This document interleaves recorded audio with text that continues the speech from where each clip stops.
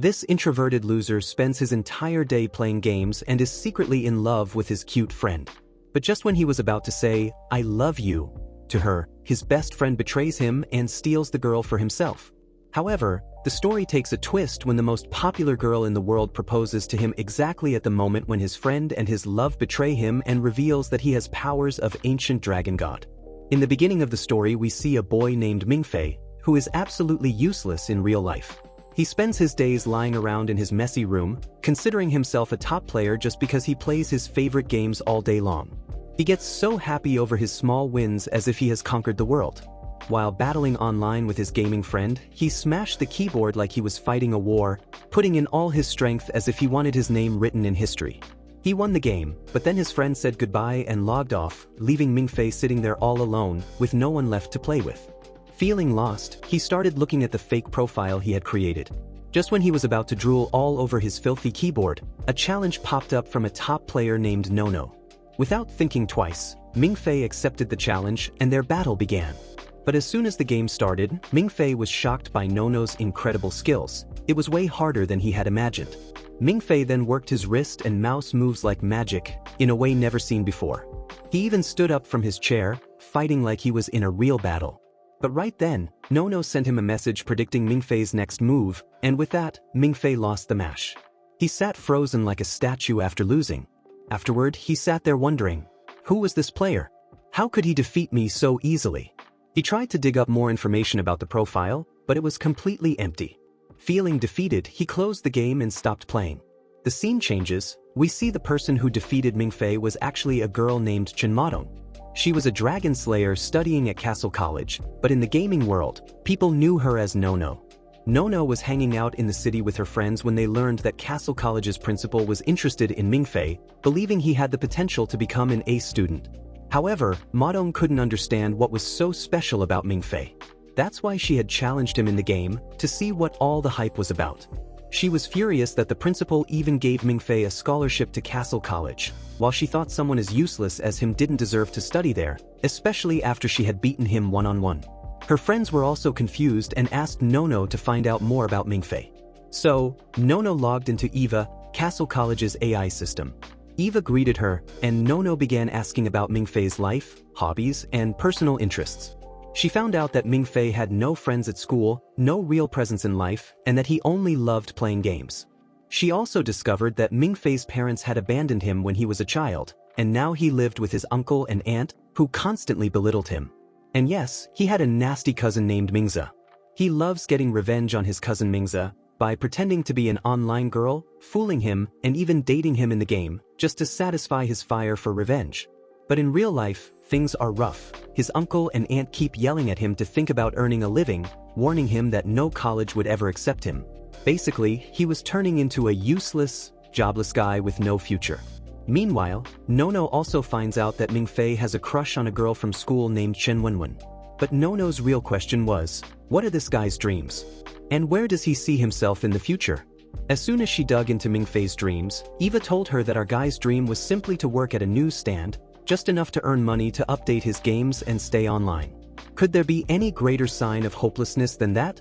Hearing this, Nono was so shocked that her friend even lost control of the car for a second. Everyone's mind had just one question. Why does the principal want this hopeless guy at the college? He's just a lazy nobody. Now, Mingfei, lost in his own thoughts, steps out to buy some things for the house. On the way, he meets the postman and asks if there are any letters for him. The postman hands him a few letters and a package containing a strange device. The first letter says that he has been rejected by an international university. The second letter says that he has been accepted into Cassell College, and this was specially arranged by Professor Guderian, who sent him the letter. Mingfei feels like he's dreaming. He tries to wake himself up, but everything turns out to be real. He runs home, excited, and shares the good news with his family. But guess what? His uncle and aunt think that Mingfei has faked the letter. His aunt loses her temper and scolds him, calling it one of his tricks. His cousin Mingze mocks him too, saying, "How can a loser like you get accepted into that college? Only people who combine magic and humanity study there." Mingze dramatically explains that the greatest warrior there is a guy named Chu Zihong, a human hybrid who's among the strongest students at Cassell College. He speaks about Chu Zihong as if he's reciting some holy scripture, then proudly claims that people like Mingfei are nothing compared to Chu Zihong. Meanwhile, Mingfei drifts into a daydream. In that dream, a helicopter lands outside their apartment, and Chu Zihong himself steps out, bows before Mingfei, and calls him Master, saying, "We've been waiting for you for so long, Master." But soon Mingfei snaps back to reality. He starts thinking maybe his family is right. Maybe this is all just some joke. Feeling disheartened, he starts to leave quietly. Just then, the device that came with the letter suddenly starts ringing. His aunt tells him that a person from Cassell College wants to interview him, specifically regarding his admission. Now everyone's face turns pale with shock. Mingfei contacts his best friend online. Though everyone else thinks he's being foolish, his friend was super excited and even gives him some tips on how to present himself in the interview. The next day, Mingfei goes to the building in the main city for the interview. As soon as he enters, he's stunned to see some of his old school classmates there, including his longtime crush, Chen Wenwen. Everyone was waiting in line for their interviews. Mingfei gathers some courage and asks Wenwen how she ended up there. He even tries to boost her confidence by saying, "Don't worry, you're an amazing speaker and always a top student in class." Wenwen smiles and says thank you. One by one, people are called for their interviews. Finally, it's Mingfei's turn. Mingfei had memorized all possible questions and answers the night before to avoid messing up. But when the examiner looks at him and asks the very first question, it was, "Do you believe in aliens?" Mingfei's mind was completely blown. He had expected them to ask questions like where he grew up or his life story, but these people were playing a whole different game. Just then, another interviewer, who was typing all the responses, spoke up and said, "We don't care about your life story. Just answer these questions properly. It's very important." Mingfei was a bit confused but still answered, "Yes, I believe in aliens. Every night I look at the stars in the sky and think, the universe is so vast, there must be life somewhere out there, somewhere in this galaxy on another planet." After hearing such bizarre questions, Mingfei apologized and said, "I think I signed up for the wrong college," and walked out of the building. As Mingfei exits the building, a man enters, none other than Professor Guderian. He starts yelling at the two interviewers, "You idiots should have stopped Mingfei. You should have convinced him. Call him right now and bring him back." The interviewers couldn't understand why the professor was so furious. What was so special about this Mingfei?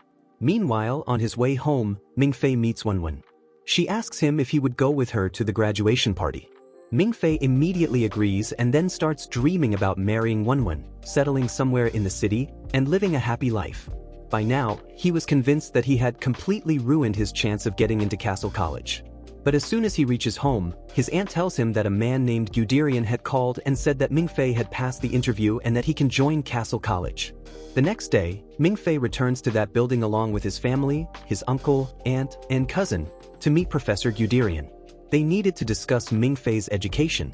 And guess what his aunt's first question was? About money. As soon as she sat down, she directly asked, "Where will the money come from? Where will Mingfei stay?" The professor explained that Mingfei would be given $36,000 every year, transferred straight into his bank account as a scholarship, and he would live at the academy itself. Hearing such a huge amount, Mingfei's aunt almost fainted. She immediately started pleading with Mingfei to accept the offer and kept telling the professor, yes, he will definitely go. But the real shock came when the professor revealed why they wanted Mingfei so badly. It was because a rare 100-year-old talent was hidden inside Mingfei's soul. His uncle and aunt were completely confused. Then the professor pulled out a letter written by Mingfei's parents, and it revealed that his mother and father were once honored students of Cassell Academy. The professor handed the letter over to Mingfei. This was a complete shock for Mingfei. All his life, he had believed that his parents had abandoned him without any reason. But the truth was that they had left him behind because they were studying at Cassell Academy. Mingfei makes an excuse, leaves the meeting room, and reads the letter alone in a bathroom stall. Tears start rolling down his cheeks. In the letter, his mother explained everything, that they had to leave him that night, but they always loved him, and that he was the most important part of their lives. Because of their bloodline, they had to go to Cassell Academy. She wrote that once Mingfei grew up, she wanted the principal to give him a scholarship and ensure he had a happy life. Mingfei was still crying when suddenly Nono showed up, and guess what? Mingfei had accidentally entered the girls' bathroom. Nono pulled him out and brought him back to the meeting. Once back, the professor asked Mingfei whether he wanted to join the academy. Mingfei replied that he needed a little more time. But suddenly, Nono dropped a bomb. She said, the real reason for Mingfei's hesitation is because he's in love with a girl and doesn't want to leave her behind. Mingfei was completely shocked. He thought that maybe Nono knew about Chen Wenwen, but Nono said she had just made a random guess. However, she accidentally gave herself away when she mentioned something she had said to Mingfei during their in-game rivalry. Mingfei immediately realized that Madong was actually Nono, the same girl who had defeated him in the game. Now Mingfei was sitting on the rooftop, thinking about how Nono knew so much about his private matters. He took out his phone and started composing a message for Chen Wenwen, trying to confess his feelings. But just as he was about to do that, Nono suddenly appeared behind him, startling him so much that he jumped. Nono explained that Eva, the artificial intelligence, could easily track his location, and that she had come under Professor Guderian's orders to persuade him once more to join the academy. But Mingfei hesitated again and this time clearly said that he loved Chen Wenwen and wouldn't make any decisions until he confessed his feelings to her. Nono then bluntly told Mingfei that Chen Wenwen didn't like him and that he was throwing away the biggest opportunity of his life for a girl who didn't even love him back. But Mingfei still believed he had a chance, because Wenwen had invited him to the graduation party. Nono tried her best to make him realize the huge mistake he was making. She warned him that if he gave up this chance now, it would affect his life forever. The next day, Mingfei went shopping with Wenwen to get stuff for the graduation party. But once again, Nono appeared and tried to convince him to give up on Wenwen. Nono told him that the professors were leaving tonight, so he needed to make a decision immediately. But Mingfei's mind was made up. He was going to confess to Wenwen at the graduation party. He even started practicing his confession in front of the mirror. Since he had no money to buy flowers, he picked flowers from the ground to give to her. Just as the party was about to start, his friend Zhao Minglu showed up with a suit for him. After putting on the suit, Mingfei headed toward the stage, flowers in hand, completely ready to confess to Wenwen. But then, Zhao Minglu appeared on stage, holding a bouquet, and confessed his love to Chen Wenwen. And the biggest blow? Wenwen confessed her love for Zhao Minglu too right there. They started dating on the spot. Mingfei just stood there, completely silent, watching his best friend and his crush betray him. His heart was shattered.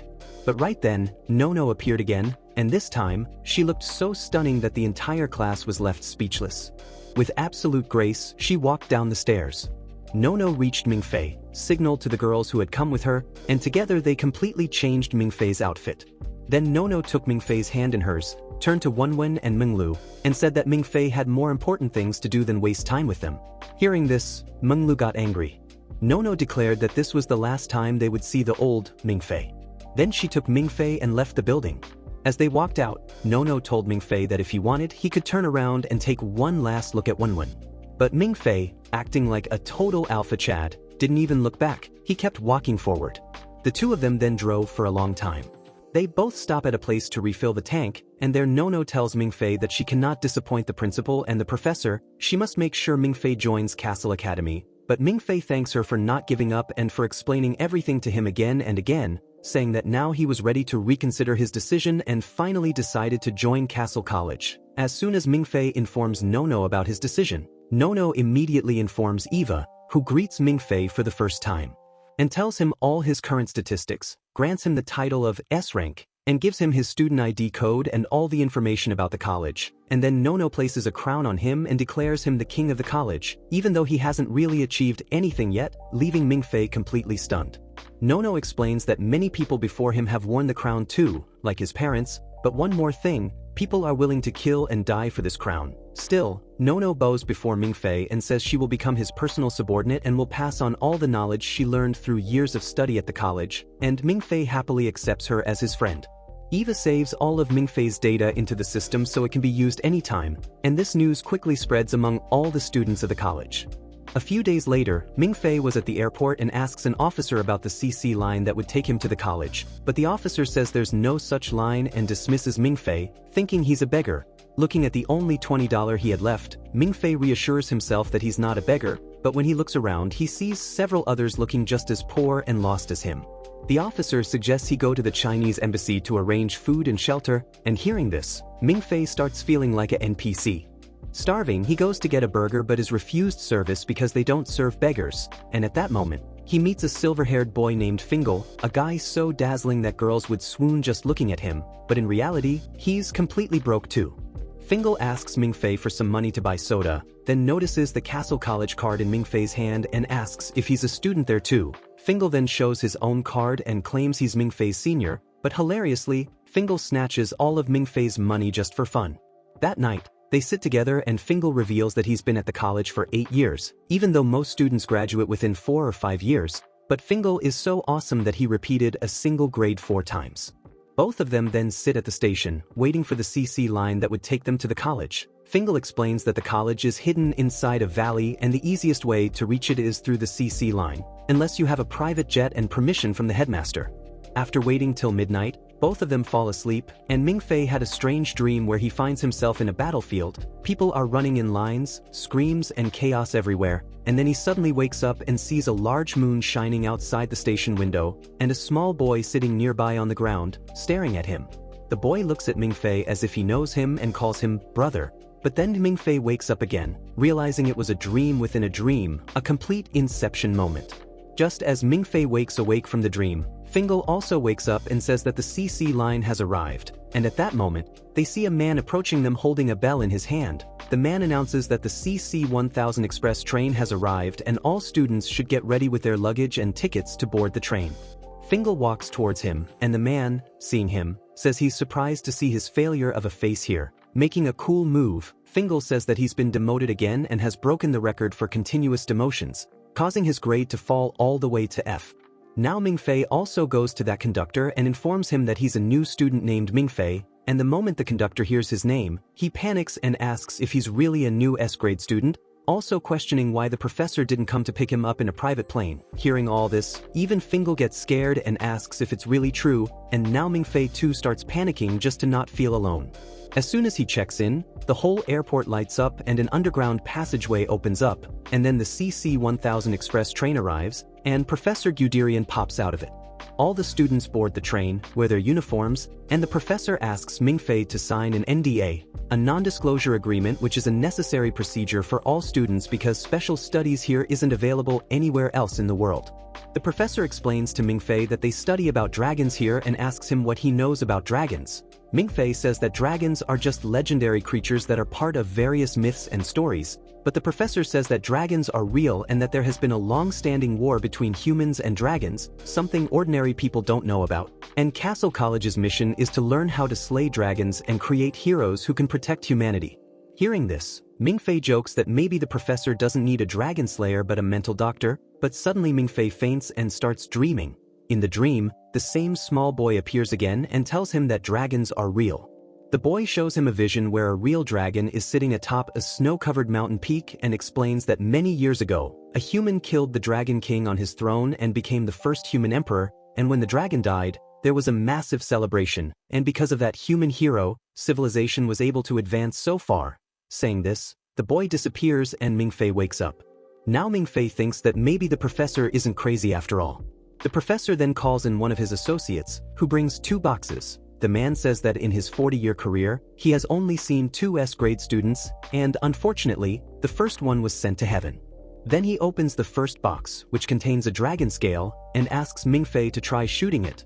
Mingfei says he has some experience with guns because of military training, so he picks up the gun, aims, and fires, but the bullet just bounces back without leaving a scratch. The scale was so strong that the bullet has no effect at all. Seeing the strength of the dragon scale, Mingfei gets a little confused but says maybe it's some kind of advanced technology. He then moves towards the second box, and as he opens it, he sees a sleeping baby dragon inside a capsule.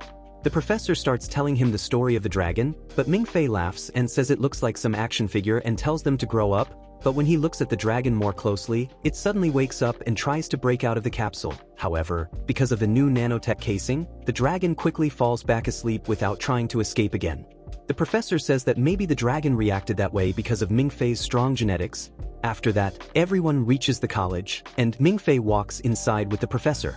On the way, Mingfei asks the professor why there are no other students around. The professor also starts wondering. Suddenly, air sirens start blaring, and the professor realizes that something very bad is about to happen. He grabs Mingfei's hand and quickly runs to hide behind a pillar. Suddenly, a large group of young people dressed in red and black suits appear from all directions. Both groups start firing at each other, and the entire area turns into a war zone. The professor also gets hit by a bullet and quickly passes out. The chaos continues until only a woman and the two group leaders are left standing. Now, the two leaders come face to face. One is Caesar, the leader of the student union, and the other is Jay Hack, the president of the Lionheart Society. They fight like overpowered anime protagonists, while poor Mingfei feels like just an NPC in front of them. As the two leaders are busy trying to kill each other, Mingfei gets caught between two girls. The girl from the red team, Nano, points her gun at Mingfei and tells him to duck. She then shoots the girl standing behind him but gets hit herself as well.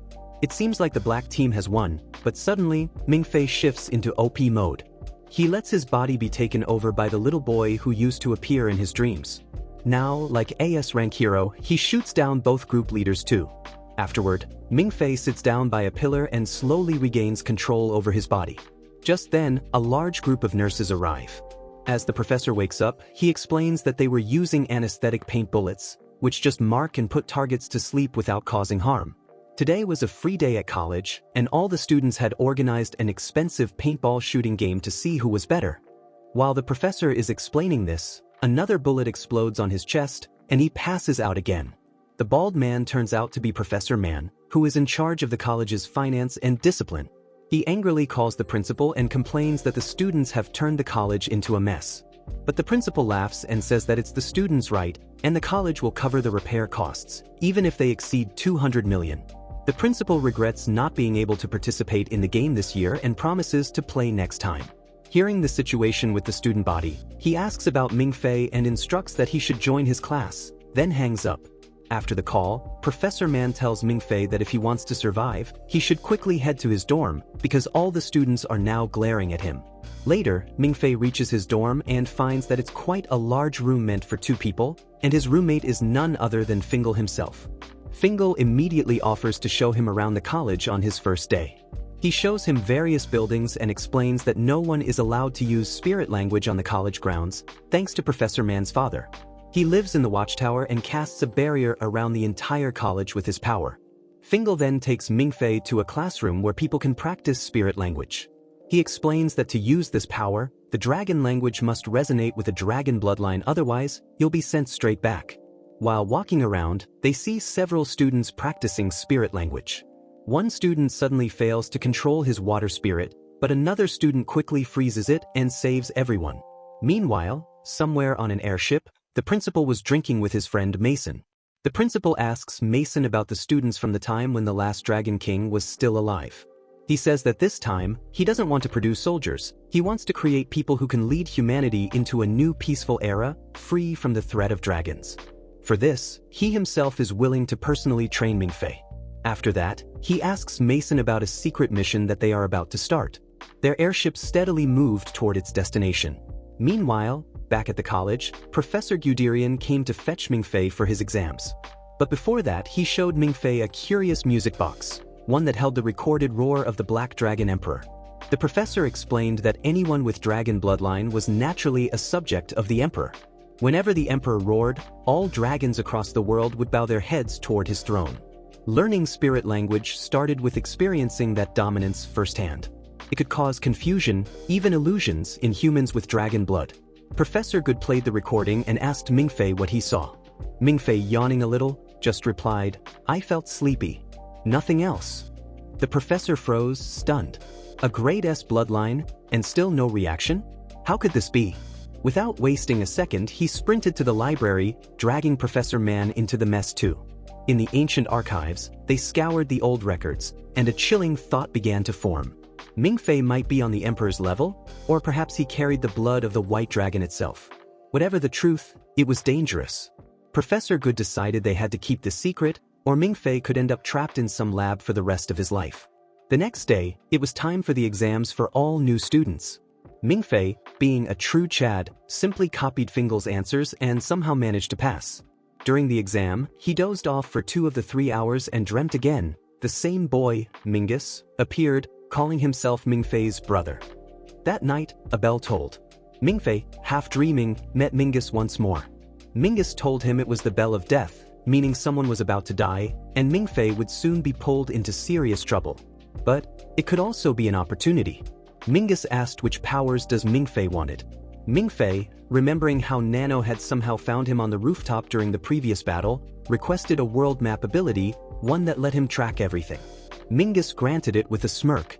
The next moment, Mingfei woke up for real. Fingal shook him awake, shouting, "Emergency alarm, bro." All the students were quickly gathered.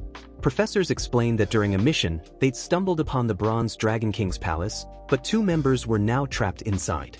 The palace constantly shifted, making it almost impossible to escape. The professors showed them photographs of ancient dragon riding codes they had found inside and tasked the students to decode the clues and find an escape route fast. Only 20 minutes remained and the world's top minds were already trying. Mingfei watched everyone working with fierce determination and felt utterly useless, until he remembered his newly acquired open map power. He activated it, located a path out of the maze-like palace, and submitted the route. It worked. The escape route reached the trapped agents. But there was another problem: their oxygen was running low. Those trapped agents were the same people who had once interviewed Mingfei for the college, and they were lovers too. They fought desperately to deliver a vital artifact they'd secured, a mysterious core, but their path was blocked by the retainer of the Dragon King, a terrifying sea dragon. The sea dragon slaughtered them, but not before they managed to send the core back to the airship. Now, the sea dragon started chasing the airship, furious to reclaim the artifact. Mance, enraged by the death of his comrades, faced off against the dragon. A deadly, high-speed chase followed, the airship barely surviving repeated attacks. Even Mance's secretary was killed by the dragon. Mance, wild with grief, emptied his machine guns at the beast, but it wasn't enough. The airship itself began losing power. Just when all seemed lost, Mance realized that they had reached the dam. He ordered the ship toward the dam gates, hoping to lure the sea dragon in and crush it between the barriers. The plan worked, but not before the dragon sank a fong deep into Mance's stomach. Later, the principal officially announced that the mission had been a success. They'd recovered priceless dragon codes and a rare artifact. However, the morning bell tolled softly in the background, signaling the loss of several brave souls. As they exited the Grand Hall, Jiang personally thanked Mingfei for his help and invited him to join the Lionheart Society as his successor. Mingfei politely declined, saying he wasn't suited for such a big role. Meanwhile, back on the airship, the principal visited his dying friend, giving him the final mission report.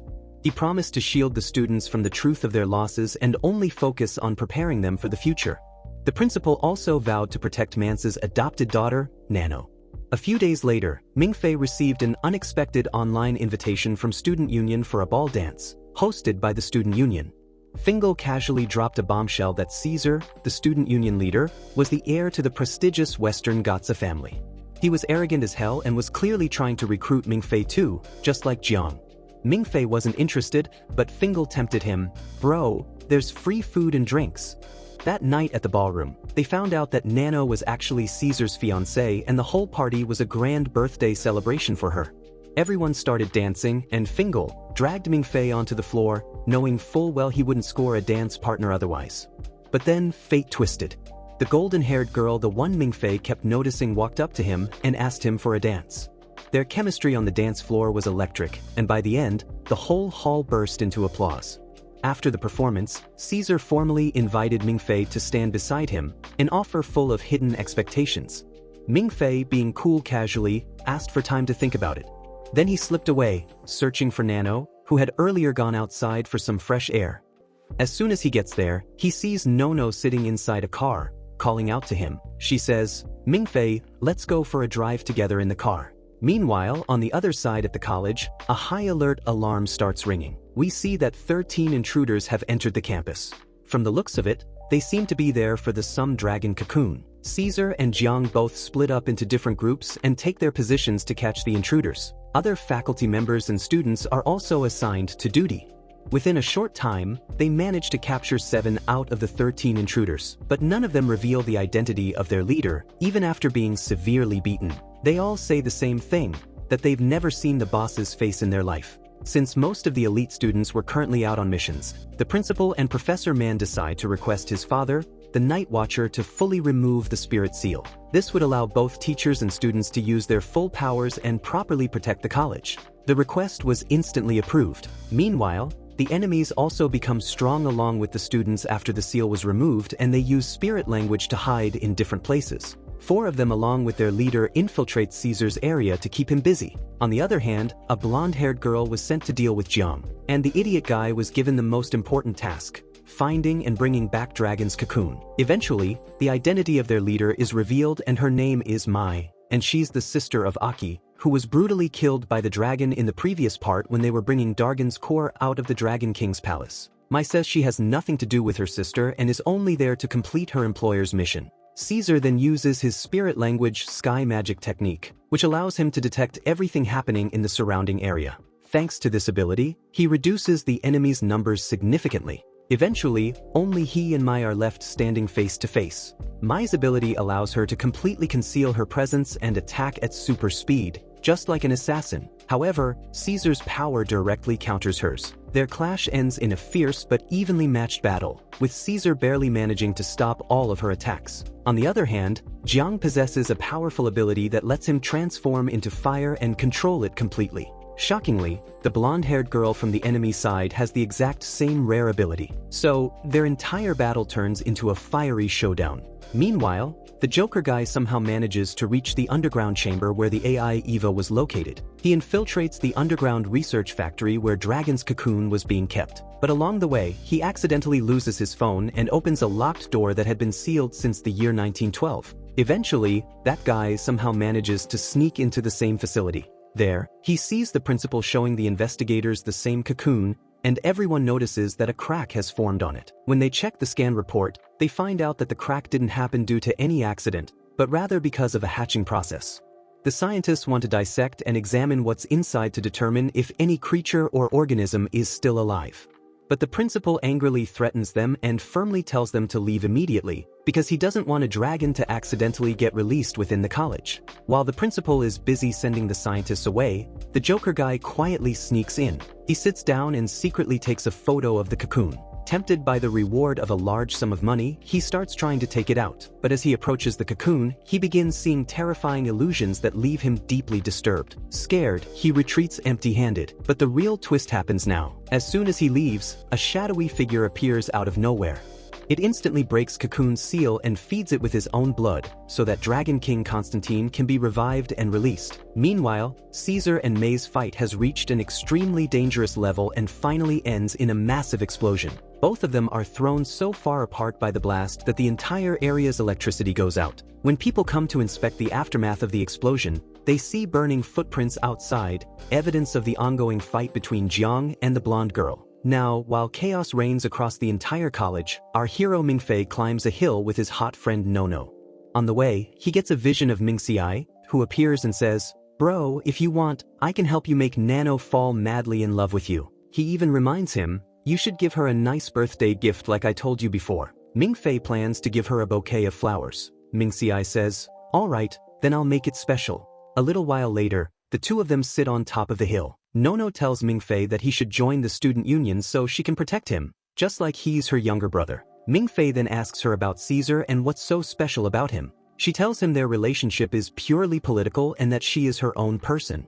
Mingfei also tells her that he knows about the deaths of E and the other girls, who were very close to Nono. Nono reveals that not only them, but even her mentor Manson was killed. However, she didn't tell the students because she didn't want to stain their sense of morality with grief or guilt. She adds, "Everyone dies eventually, but I come here to look at beautiful stars." Sadly, tonight the sky is heavily overcast, and darkness covers everything. Hearing this, Mingfei becomes deeply saddened and then uses the same words that Mingfei had once told him. Suddenly, the car lights turn on, music starts playing, and fireworks begin to explode in the sky above. These fireworks form into beautiful flower shapes, and between the clouds, a message appears. "Happy birthday, Nono, stay happy just like this." Seeing all of this, Nano remembers how her mother used to say the same thing to her. Overwhelmed by emotion, she sits down and begins to cry. Mingfei realizes that Nano is remembering her deceased mother. Perhaps that's also why, when they first met, Nano comforted him because he was crying over his own parents. Mingfei walks up to her and says something awkward, telling her that from now on, he's like her little brother, and that he absolutely will not join the student union. As Nono and Mingfei start heading back toward the college, Nano suddenly receives disturbing signals, and then a message from Caesar arrives, saying, "The college has been completely attacked. Everything is spiraling out of control. Come quickly." Mingfei gets scared hearing this, but Nono calmly tells him to stay cool and assures him that they'll handle it. She also reassures him that the college folks aren't so weak that they'd be taken down by just 12 or 13 intruders. She adds that by the time they even arrive, the fight will likely be over. Meanwhile, Jiang and the blonde girl were fiercely fighting each other using their full powers. It looks like the girl has the upper hand, but in reality, she doesn't actually want to hurt him. Her true goal was just to keep him occupied. Elsewhere, the Joker guy was desperately trying to escape from the college, but suddenly, Mingfei's car hits him from behind. Mingfei then takes him hostage and the two come face to face. That's when we discover the twist. This guy is actually Mingfei's online friend, the one we had seen earlier online in the game. His real name is Tank, but his gaming name was Tyler. Both recognize each other and become friends. But then, the guy asks Mingfei for help, and Mingfei even gives him permission to take him hostage as part of the plan. Suddenly, something crashes violently into the ground nearby. The air turns scorching hot. They turn around and see a boy, completely engulfed in flames, walking like a dead zombie toward them, calling out for his brother. Everyone panics and runs. The college students begin firing at him, but the bullets disintegrate before even reaching him. The professors quickly understand what's going on, that this boy is actually the Dragon King, the one that emerged from inside Cocoon. He's the Dragon King of fire and metal, capable of controlling both elements around him. That's why no amount of gunfire was effective against him. The boy keeps walking forward, all the while calling out for his brother. Mingfei and the others quickly hide behind a pillar. Eventually, Caesar and Fingal meet up with them. Everyone starts to suspect that the boy is actually looking for Mingfei. They then hide inside a bridge so that the fire boy can't reach them no matter what. Meanwhile, Caesar and May stay outside in order to figure out the boy's weakness. At that moment, May receives a call from her contractor. She explains that the boy is actually Dragon King Constantine, and right now, he's in an unstable state. If his body fully stabilizes, the resulting explosion will be so powerful that the bombs dropped on Hiroshima and Nagasaki would seem like mere firecrackers in comparison. Everyone quickly makes a new plan. Mai's contractor explains that the practice bullets used at the college don't contain any metal. So, if they repeatedly hit him with these rubber bullets, he won't be seriously harmed, but they might just be able to knock him out. Everyone agrees on this plan and starts shooting Constantine with rubber bullets, while Mingfei and the others remain hidden in a pool. Mingfei, terrified, feels like the boy was heading straight for them. He tells the others to hold their breath and hide deeper inside. Mingfei holds his breath as long as he can, but the moment he resurfaces, he finds himself in a completely different world. For a while, Mingfei feels like he's inside a dream, about to meet Mingxiai. Suddenly, someone starts calling out to him. Following the voice, he walks to a spot and sees a young boy there. Mingfei approaches the boy and asks what this place is. The boy turns around, and it's revealed that he is Constantine. Constantine tells him he feels like they've met before. He then starts sniffing Mingfei, which is when Mingxiai suddenly appears and kicks Constantine far away. Mingxiai then declares, "Call someone else your brother, this is my brother." Just then, Mingfei wakes up and realizes Constantine was really standing in front of him. But Fingal and Tank are no longer in the pool. Suddenly, the principal arrives and tells Mingfei to come with him immediately. He takes him up to a high tower and hands him a gun along with a special killing bullet. The principal explains that only Mingfei can kill this dragon because of his high-grade bloodline. For anyone else, it would be extremely dangerous, even fatal. He also tells him that he'll create another opening for Mingfei to take the shot and end this battle once and for all. Meanwhile, Constantine was still being shot at from a nearby tower. He looks down and sees Tank and Fingal.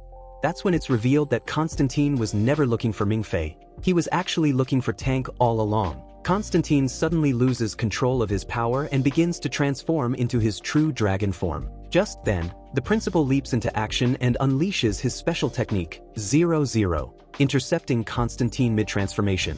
Because of this, everything around suddenly slows down.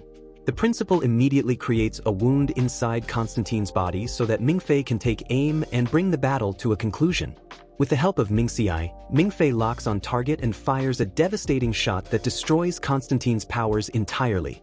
After that, the principal orders everyone to now use real bullets, and the Dragon King was suddenly blown to pieces. But just then, Constantine suddenly appears in front of Tank and takes all the bullets on himself. He calls Tank his brother, leaving Tank completely confused. Unable to process what's happening, Tank runs into the forest. On the way, he begins seeing visions of his past life.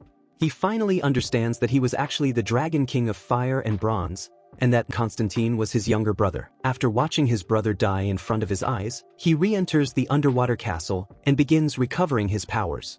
He also awakens his sea dragon servant. Meanwhile, the principal holds a secret meeting with Nightwatcher, and a huge secret is revealed. The real reason they can't completely kill dragons is because before dying, dragons form a cocoon with their DNA, and over time, this cocoon matures and gives birth to a new Dragon King. So if they want to truly kill a Dragon King, they must strike before the cocoon process begins. That process takes a long time, making this the perfect opportunity to eliminate Norton, because he's only just awakened and doesn't have access to all his powers yet. For this new mission, a new team is formed: Caesar, Mingfei, Nono, and that new blonde student we saw earlier. At first, Mingfei opposes the mission, but with encouragement from Nono and the others, he agrees. They begin a mini training session to fully prepare for the mission. Once training is complete, they board the airship and set off for the Dragon King's palace. Nono and Mingfei are sent down first to explore the area and confirm the Dragon King's presence, as he is supposed to be in hibernation for half the time. They follow the same route where the previous hero and his partner had gone. Eventually, the two make it to the Dragon King's chamber and begin their investigation. Using some special techniques, they confirm that this is indeed the place where the Dragon King and his younger brother Constantine once lived. They collect a few items for research and quickly head back to the surface. But just then, the city begins to shift, just like it did during the previous operation event. It becomes a new race against time and traps. On their way, they find Yu's dead body. Clutching a heavy book, they retrieve it and somehow manage to escape the area. However, Mingfei's swimming gear breaks. Nono immediately gives him hers, assuring him that she'll make it to the surface on her own. The two start swimming together, but suddenly, a deadly attack hits the airship above them. The attack comes from the sea dragon. Caesar takes control and says that he must somehow survive this dragon, but the dragon keeps chasing them relentlessly and drives them toward a cliff. Standing on that cliff was Norton, who jumps off and mounts on the sea dragon. He then uses his power to merge with the sea dragon, becoming a massive monster named Tangmon, resembling a giant fusion beast. Tangmon continues chasing the airship with the intent to bring it down. But Caesar was not one to give up easily. He comes up with a plan to use their abilities to distract Tangmon one-on-one. When their abilities clash, it causes a massive explosion that blinds everyone. At that moment, a special missile is fired at Norton's body, which could finally kill him.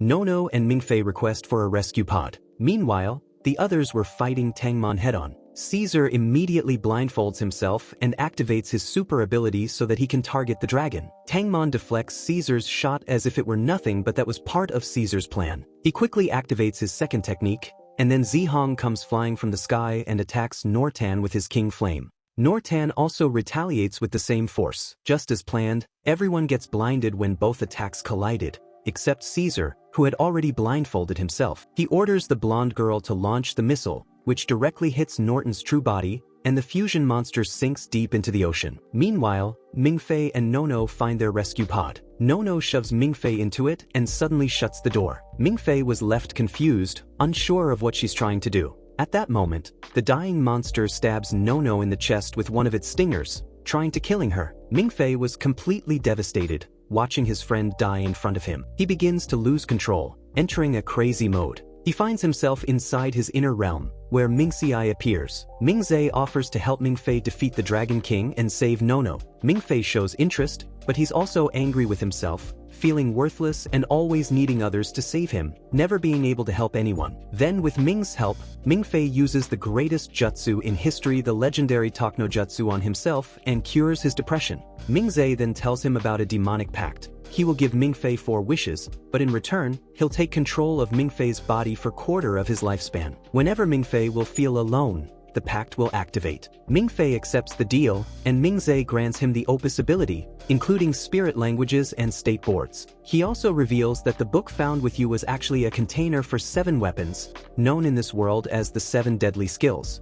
Ironically, Norton created them himself to destroy humanity. Now that everything was ready, Mingfei exits the pod, rescues Nono, heals her wound, and breaks off the spike coming from her stomach. He puts her into the rescue pod and sends her to the surface. He is now fully ready to face Norton.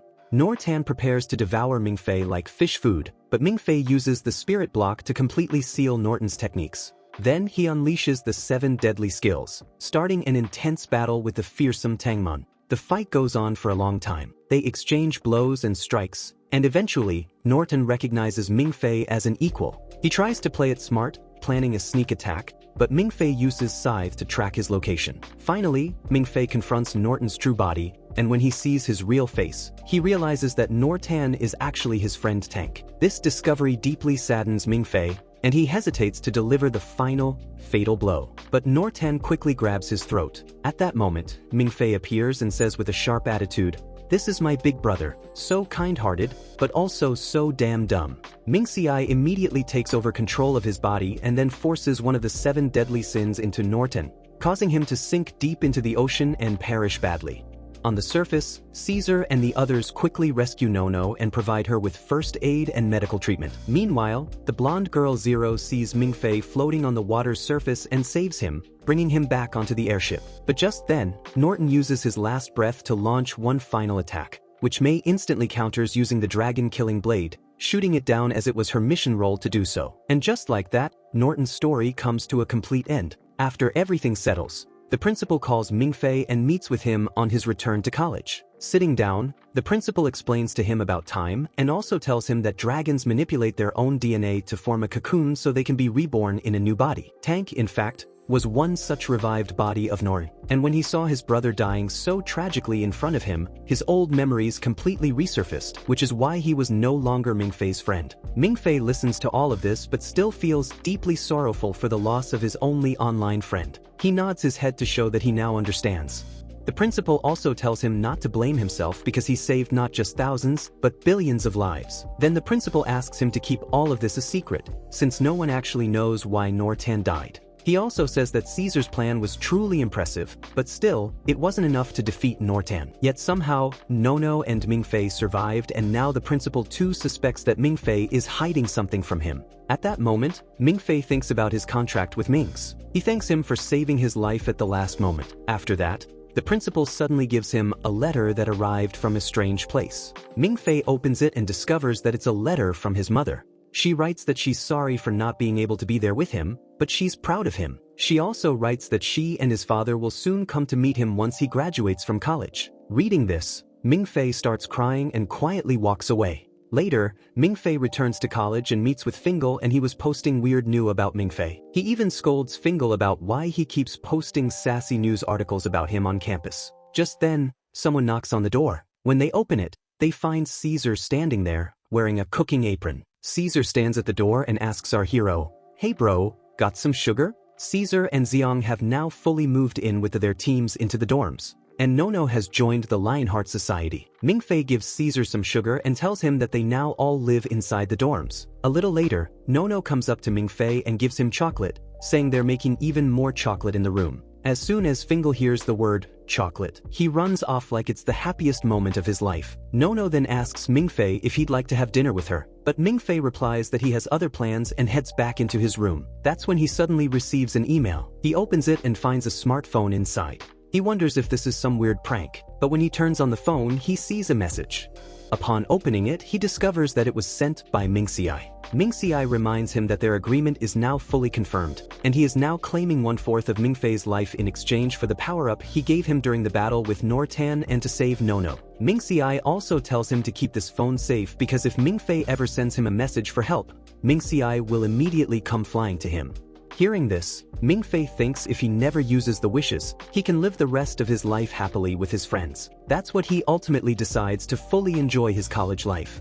Meanwhile, inside the principal's office, another kind of suspense was brewing up. There is a photo frame placed there with a picture of Mingfei and Mingfei, and seeing it, the principal smiles deeply.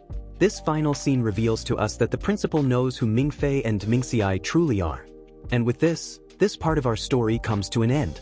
So if you're new to the channel, don't forget to subscribe quickly, and also like the video.